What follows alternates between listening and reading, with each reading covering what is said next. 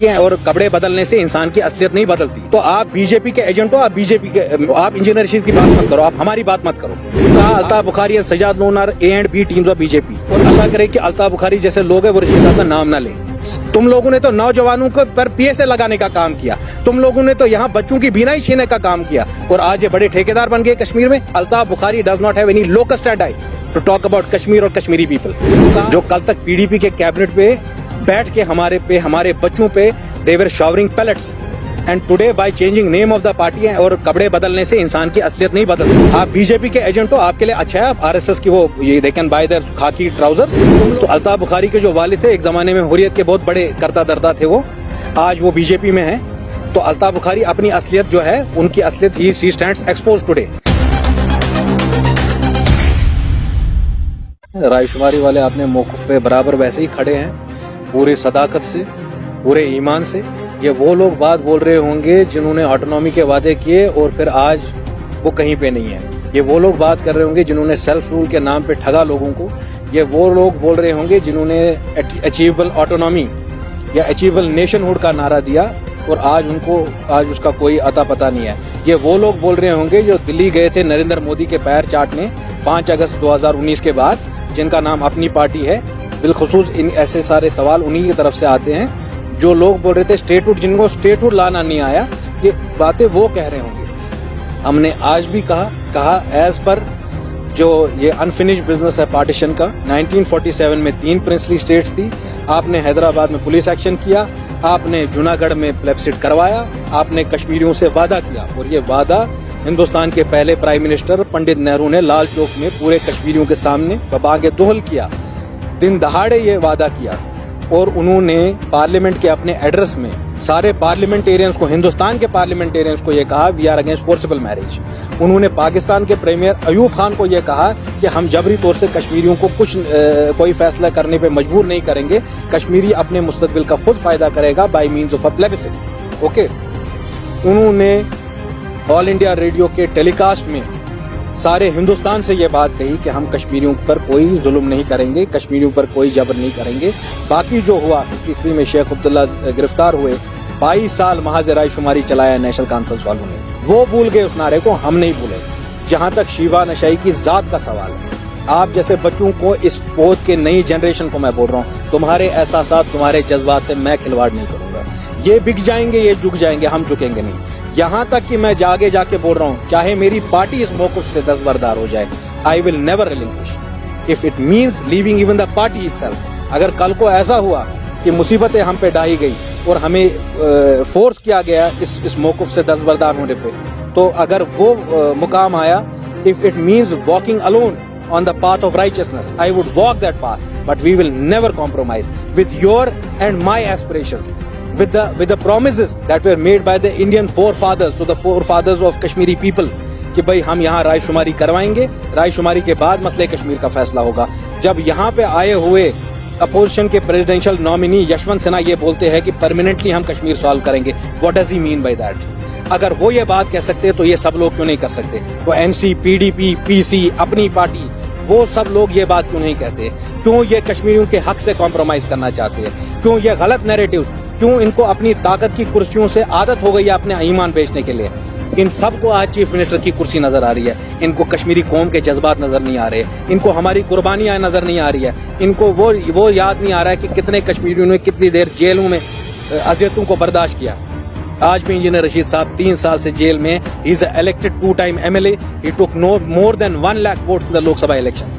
اگر ہمارا بھی انہی کی طرح موقف صرف طاقت کی کرسیاں ہوتی اینڈ کوریڈورز آف پاور ہوتے تو ہم بھی ان کی طرح جھک جاتے. تب میں نے کہا اور تاروز قیامت یہ کہتا رہوں گا, اگر مسئلے جتنی دیر تک مسئلہ کشمیر حل نہیں ہو جاتا, سب نعروں پہ ایک ہی باری حق ہمارا رائے شماری. نہیں وہ تو ٹھیک ہے, اللہ کرے کہ رشید صاحب ریلیز ہو, اور اللہ کرے کہ الطاف بخاری جیسے لوگ ہیں وہ رشید صاحب کا نام نہ لیں. تو الطاف بخاری کے جو والد تھے ایک زمانے میں حریت کے بہت بڑے کرتا دردہ تھے, وہ آج وہ BJP میں ہیں. تو الطاف بخاری اپنی اصلیت جو ہے, ان کی اصلیت he stands exposed today. جو کل تک PDP کے کیبنٹ پہ بیٹھ کے ہمارے بچوں پہ they were showering pellets, and today by changing name of the party اور کپڑے بدلنے سے انسان کی اصلیت نہیں بدلتی. یہ میں الطاف بخاری کو کہنا چاہوں گا آپ کی طرف سے. سارا کشمیر جانتا ہے الطاف بخاری کون. ये जो कशर पे वनो यम नव दिगर बख्शिश है ना दरामद यम लागन कम ति पलव असलियत इनकी वही रहेगी। तो आप बीजेपी के एजेंट हो, आप बीजेपी की बात करो, आप इंजीनियरशिप की बात मत करो, आप हमारी बात मत करो। आप बीजेपी के एजेंट हो, आपके लिए अच्छा है आप आरएसएस की वो ये दे कैन बाय देयर खाकी ट्राउजर्स और आरएसएस की वो बाकी सारी अपने जो वो प्रचार है वो करे।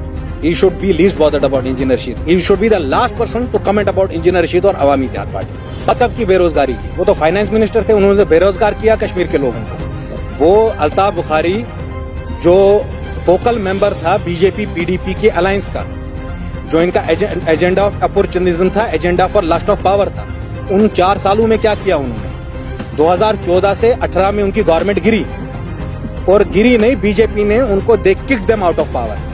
तो अल्ताफ बुखारी जिस पार्टी में थे तब उन्होंने कौन सी एम्प्लॉयमेंट की बात की? कितने लोगों को रोजगार दिया उन्होंने तो फ्लड के नाम पे यहाँ पे कितने स्कैम्स हुए। अच्छा, जेके बैंक का रिक्रूटमेंट स्कैम उनके वक्त हुआ, वो फाइनेंस मिनिस्टर थे। कश्मीर में इतने फाइनेंशियल लॉसेस मिलिटेंसी के पीक में लोगों ने सफर नहीं किए जब उस वक्त में किए जब अल्ताफ बुखारी फाइनेंस मिनिस्टर था।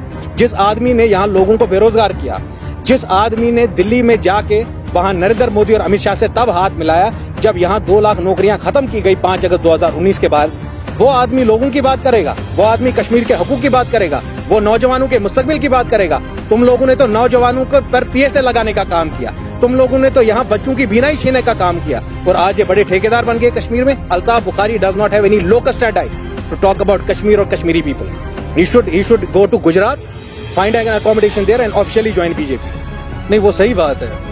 शाह साहब का मुझे बड़ा एहतराम है, मैंने आपसे भी कहा, उनके वालिद साहब का मुझे एहतराम है, खाजी अली शाह मरहूम जन्नतगार का मुझे बड़ा एहतराम है।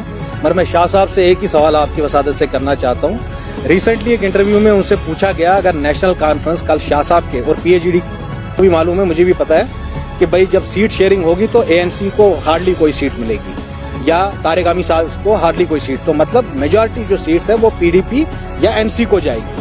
कल को अगर इलेक्शन के बाद एनसी वाले बीजेपी के साथ जाते हैं तो मैं मुजफ्फर शाह साहब से ये पूछना चाहूंगा, उसका जिम्मेदार कौन होगा? उस जगह पे बैठ के आप लेजिटिमाइज कर रहे हैं इनको, उस जगह पे बैठकर इनकी कोई साख नहीं है। लोग जहाँ 1970 वापस आए, हम भी चाहते हैं 35 से वापस आए, और अगर सच्चे दिल से हम ही लोग चाहते हैं, मुजफ्फर शाह साहब is very serious about 370 and 35A। I do agree to that, but he is in a wrong alliance। जो ये पीएचडी वाले हैं इनका कोई भरोसा नहीं है, specially national conference and PDP. तो मैं आपकी वसादत से मुजफ्फर शाह साहब से ये कह रहा हूँ, he should reconsider his decision. नहीं, फारूक अब्दुल्ला से ही तो बचाना है कश्मीर से को, बीजेपी से तो बचा ही लेंगे हम, उनने तो नहीं बचाया ना।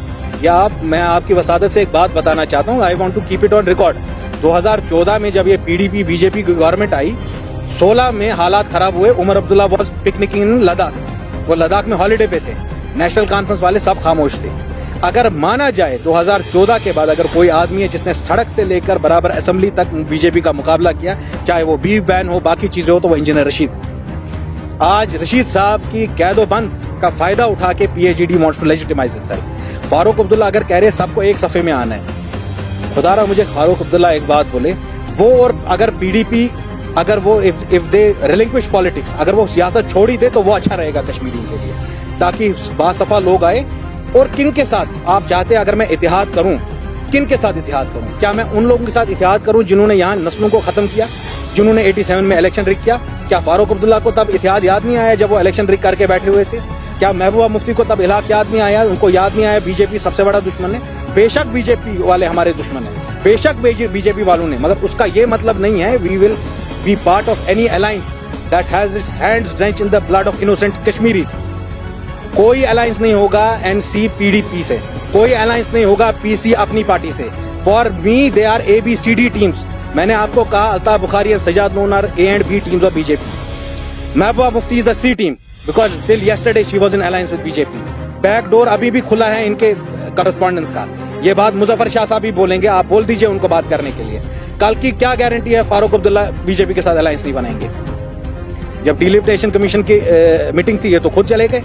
खुद देवेंद्र रैना ने कहा 2014 में national conference was ready to form a government with BJP. इन्होंने कुछ बिल्कुल लाफेबल शराइत रखी उनके सामने कि भाई सारी दुनिया को ये मालूम है, आप लोगों को ये बात मालूम है, और किस इतिहाद की बात करते हैं? कश्मीरियों का इतिहाद है। बेशक ये जंग है बीजेपी और कश्मीर के अवाम के बीच में, کشمیر کے عوام کو آج سامنے آنا ہے.